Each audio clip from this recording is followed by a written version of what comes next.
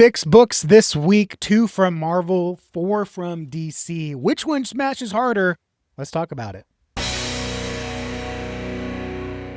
Howdy, howdy, American Texan here, and this channel is all about comic books, the stories, the books, and talking about the stories that are inside. So if you want to skip all the drama, all the tweeting, all the X stuff, go follow other channels for that. Here, we want to talk about the stories, and in this episode, we're going to talk about the big 2 reviews for the week of December 2nd. I just pick up the ones, of course, that I'm reading myself personally. 2 Marvel books and 4 DC books.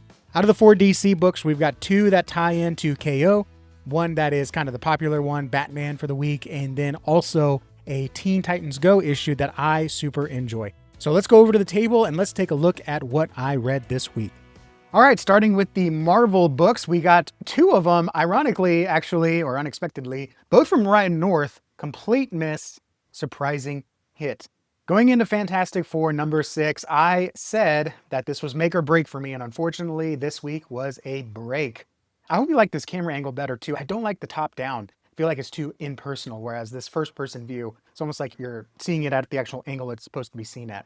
But Ramos's art is still not hitting with me. The aliens and the setting, like, I think that looks great. But once you get into the people, his stuff just doesn't hit for me.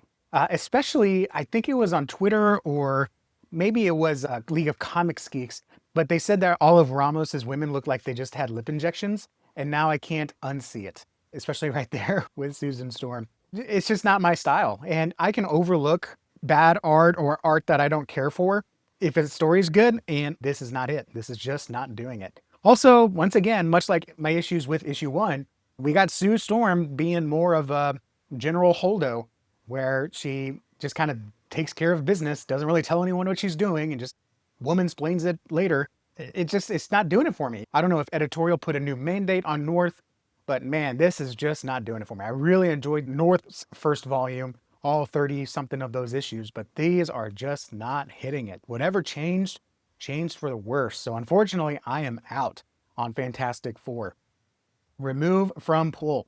This one, though, is getting added to pool. I had so much fun with this. I love a modern take with a Silver Age type of dialogue, and this is it. We get some internal dialogue, and you've got Doctor Strange throughout the whole issue doing these alliterations by the shimmering shades of Seraphina. You know, I thought that was great. Also, the paper is very interesting on this one. It's a little less pulpy. I kind of like it. And then we get this big splash page of the Hulk, and I just really, really like this. Hulk smash everything. And it's a really cheesy setup with the leader and how he's kind of tricking the Hulk into destroying the Sanctum so he can get something else. And you just get this panel of Doctor Strange just smacking Bruce Banner with a frying pan.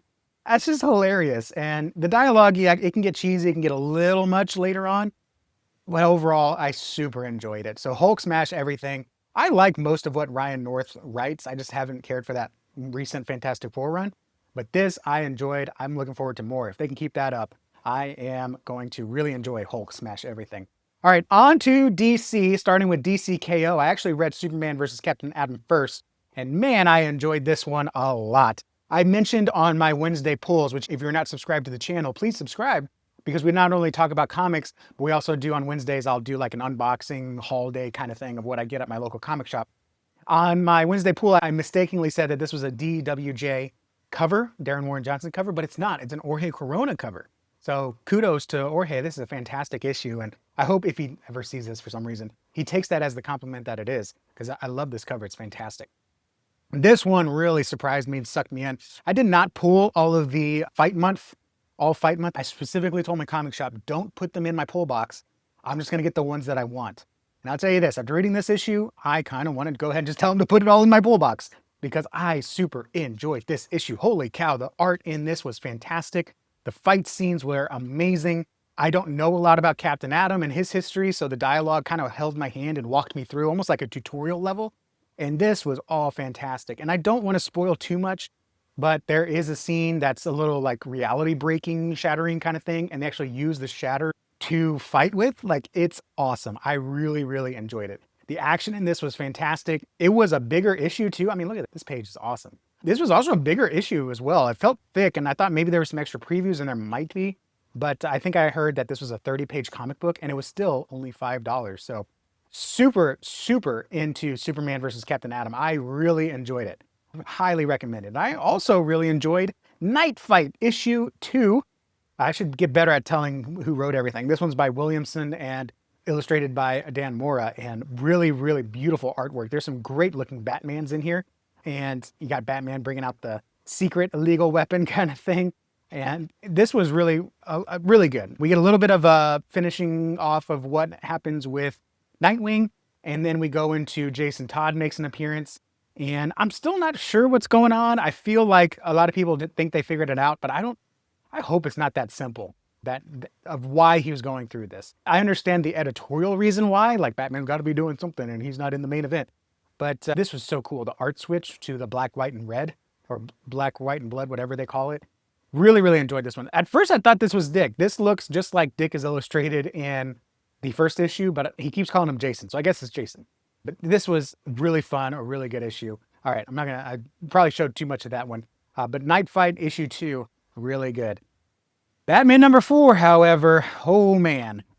This one, I don't know what to say about this one. First of all, my comic shop missed putting it in my pull box. And when I got there, listen, I got there at 1 o'clock on Wednesday. There were 2 copies of Batman number 4 left. So people are enjoying Batman number 4. And if that's you, I'm just some random internet dude.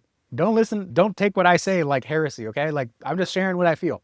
People obviously liked Batman number 4, but I did not care for this issue. I really actually liked the last few pages, but everything else before that just did not resonate with me. This one, we get a small introduction to Toro, who's kind of like the financial Wall Street manipulator money guy. And I think it would be interesting if they weren't so like preaching about how capitalism ruined everything. Did not care for that. I didn't care for this Dr. Zeller. I feel like if Dr. Zeller was a man, there would be riots on the internet streets. Like, how dare you talk to someone that way, and that, you're just terrible. But no, she's fine ignoring your employees and telling them to go talk to a stuffed animal because I'm too busy for you. Just did not care for that. And of course, Bruce is still mission focused. He's going to try to woo her because he's trying to figure out what she knows about what's going on at the mental institutions. I think she's supposed to come off as quirky, but she just comes off as annoying. And I just don't care for her. Here's that anti-capitalism stuff. Like, it's like, oh yeah, they came for the internet and the money vampires followed. They dump all their debt here and then strip the place of assets like copper thieves pulling wires out of the walls. Then came downsizing, then the buyouts, then the layoffs. And that's where the kid says capitalism. And then he's like, straight kiddo, right, in stage. Like, this doesn't belong. I could belong in a Batman book, but it's so just awful. It's just not very good. Anarchy was cool. I thought that was fine. This is the only shot of Batman we get in the whole comic book. I'm not going to flip through to the end, but I will say the last page, though, the second to last page, I was like, wow, that's really interesting. But I don't think it's enough. I'm going to sit on it and see what I think, if I'm interested in the story. I guess if I hear it's good, I'll get the trade, but this is just not hitting it for me. So I think I'm going to remove mainline Batman from the pool. And that's the second time I've had to do it. I love all the other Batmans, but mainline Batman, I tried to jump in when Zdarsky was writing it. Terrible. And I'm not really jiving with this one either. Last one, though, let's end it on a bright note. Teen Titans Go home for the holidays. Teen Titans go to Beast Boy's home, which I guess he's grew up with the Doom Patrol. I'm not familiar with the Doom Patrol, especially not the comic book Doom Patrol. But I love all these scenes here. And this issue actually has my panel of the week. So they think that Madame Rouge is up to some hijinks. They hear a ticking sound in one of the presents. And so Cyborg picks up the presents and he's like, I think I found something. He scans the box and then he throws it out the window. And Robin's like, you found the bomb.